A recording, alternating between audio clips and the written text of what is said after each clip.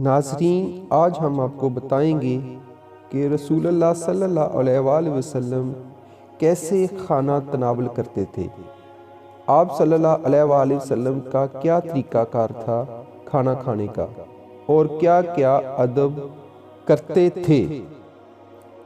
رسول اللہ صلی اللہ علیہ وآلہ وسلم اپنی 3 انگلیوں سے کھانا تناول فرماتے تھے، اور یہی کھانے کے طریقوں میں سے سب سے نافع طریقہ ہے، اس لیے کہ 1 یا 2 انگلیوں سے کھانے سے کھانے والے کو لذت نہیں ملتی، اور نہ خوشگوار معلوم ہوتا ہے، نہ آسودگی ہی ہوتی ہے، مگر جب اس طور پر دیر تک کھایا جائے اور غذا کا لقمہ بھرپور نہ ہونے کی وجہ سے قناعتاً ہضم معدے کو فرصت نہیں ملتی۔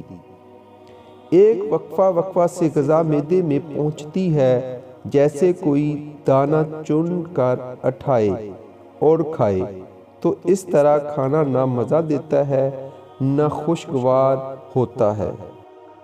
اور 5 انگلیوں ہتھیلی تک کھانے میں آلودہ کر لینے سے آلات ہضم معدہ پر غذا کا بھار پڑتا ہے۔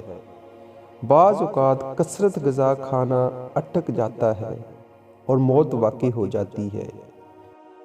بعض وقت آلات غذا کو اچھو لگنے کی وجہ سے وہ غذا کو باہر کر دیتا ہے۔ معدہ اس کی قوت برداشت نہیں رکھتا، نہ کھانے میں لذت حاصل ہوتی ہے اور نہ فرحت ملتی ہے۔